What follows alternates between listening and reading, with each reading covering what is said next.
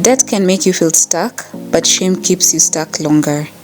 Good morning, this is the Pesa Stewardess. Welcome back to Pesa Progress, the daily check-in for faith, discipline, and intentional money moves. Today is May 21st. Let's update yesterday's expenses. So yesterday I spent 130 shillings on transport, 250 shillings on lunch. I bought some groceries for 100 bob. Mimo received some child support for 1,000 and bought some stuff from Glovo for 835. Her balance is 165. I paid tithe of 2,000 shillings with that income I received the other day. And then I paid transaction costs of 13 shillings. I also did my hair for 300 bob. For the tithe, what I'm going to do, as I log it into my Excel tracker, I am going to put the date as 1st of June because this salary was supposed to be received in June. I will make a note on the side that I actually paid this on the 20th of May. So let me log that in. Many people hide from debt.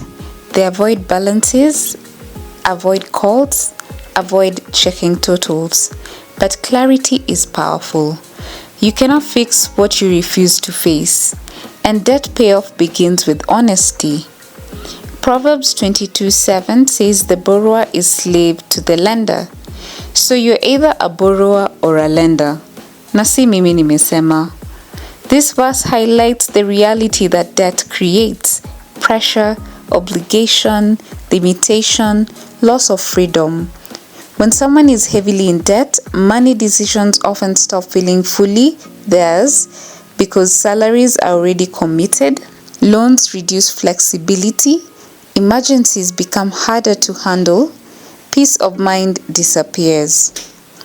In the Kenyan context especially, mobile loans, salary advances, help balances, black tax, emergency borrowing can quietly create cycles that feel impossible to escape.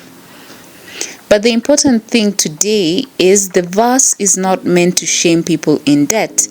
It's meant to create awareness because many people avoid debt emotionally, ignoring balances, avoiding statements, pretending things are okay.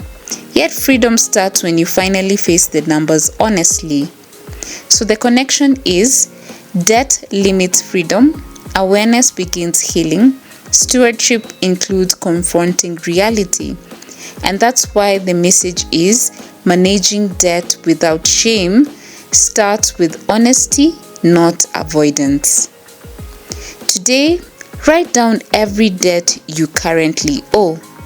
Okay, so practically speaking, how do you start managing debt without feeling overwhelmed? First, write down everything: loan apps, SACCO loans, help balance, salary advances, friends and family, overdrafts, all of it. Because debt feels scary when it's floating around emotionally instead of written down clearly. This one is hard, especially during survival seasons, but if possible, pause unnecessary borrowing while you stabilize. Otherwise, you'll keep digging while trying to climb out. Figure out what must be paid monthly, due dates, penalties, interest. Late fees can quietly make things worse. You don't need a perfect system, just pick one and stay consistent. Option 1, snowball method. You pay the smallest debt first. This builds motivation quickly. Option 2, avalanche method. You pay the highest interest first. This saves more money long term. but personally I do a mixture of snowball and avalanche method.